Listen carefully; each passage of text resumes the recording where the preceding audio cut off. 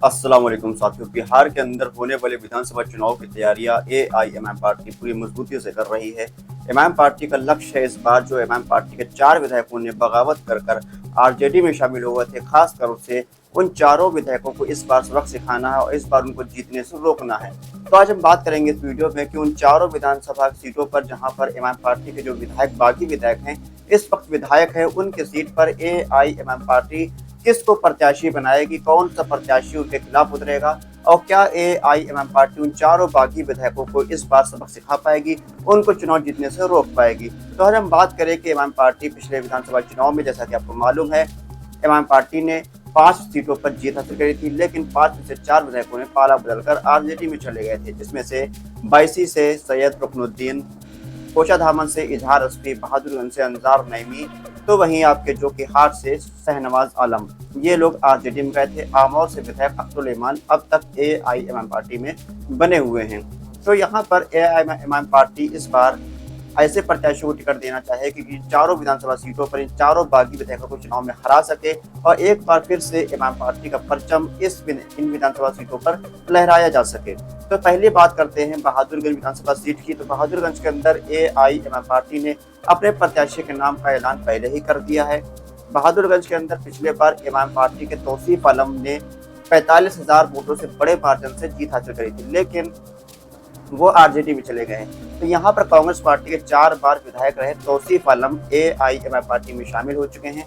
उनको बैरिस्टर असदुद्दीन ओवैसी ने बहादुरगंज से अपना प्रत्याशी भी घोषित कर दिया है और अब बहादुरगंज विधानसभा सीट से तौसीफ आलम एमआईएम के प्रत्याशी होंगे। तो यहाँ पर तौसीफ आलम और अंजार नईमी के बीच मुकाबला देखने को मिलेगा, लेकिन जो मेन मुकाबला होगा वो एआईएमआईएम पार्टी के प्रत्याशी तौसीफ आलम और एनडीए यानी कि बीजेपी गठबंधन का प्रत्याशी से होने वाला है। अंजार नईमी आरजेडी के प्रत्याशी हैं, वो तीसरे नंबर के प्रत्याशी रहेंगे और वो तीसरे नंबर पर इस बार जाने वाले हैं और इस बार उनकी जमानत भी जब्त हो सकती है।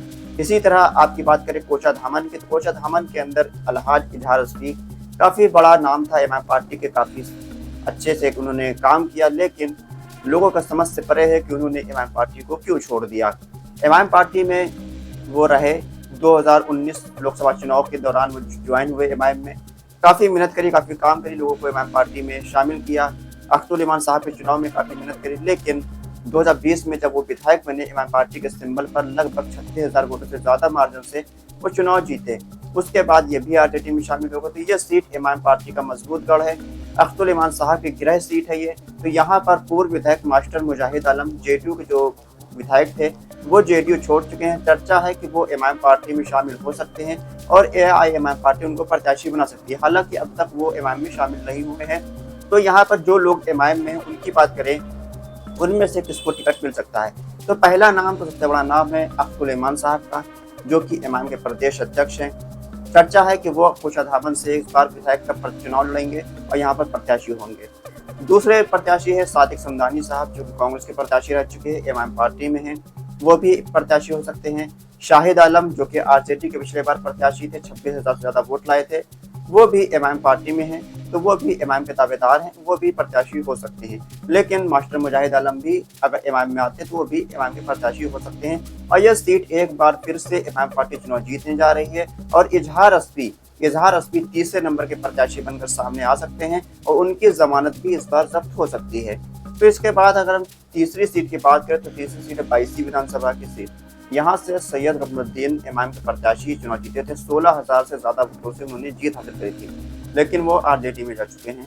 यहाँ पर खबर है कि पूर्व मंत्री हाजी अब्दुल सुभान साहब एमआईएम में शामिल हो सकते हैं, हालांकि वो एमआईएम में नहीं है अभी। तो यहाँ पर जो लोग एमआईएम में हैं उनकी बात करें तो यहाँ सबसे बड़ा नाम है गुलाम सरवर साहब का, पूर्णिया के जिला चेयरमैन, एमआईएम के 2015 में प्रत्याशी थे, एमआईएम से रूठ गए थे, पिछले बार जब टिकट नहीं मिला बाकी हो गए थे, निर्दलीय चुनाव लड़े, 5,000 वोट पाए, अब वो फिर से एमआईएम में आ चुके हैं। और चर्चा है कि अगर हाजी अब्दुल सुभान एमआईएम में शामिल नहीं होते हैं तो ऐसी स्थिति में गुलाम सरवर एमआईएम पार्टी के प्रत्याशी बायसी से होंगे और बायसी विधानसभा सीट पर एमआईएम पार्टी के प्रत्याशी गुलाम सरवर मजबूती से चुनाव लड़ेंगे। हालांकि यहाँ पर हाजी अब्दुल सुभान अगर एमआईएम में आते तो यहाँ पर जीत 100% कंफर्म होगी एमआईएम पार्टी की, लेकिन अगर वो नहीं होते, गुलाम सरवर प्रत्याशी होते, तो उस स्थिति में एमआईएम पार्टी मजबूती से चुनाव लड़ेगी, लेकिन जीत की कोई गारंटी नहीं है। इसके अलावा जो कि सबसे हॉट सीट रहने वाली है, शहनवाज आलम जो कि इमाम पार्टी में बगावत के सूत्रधार माने जाते हैं।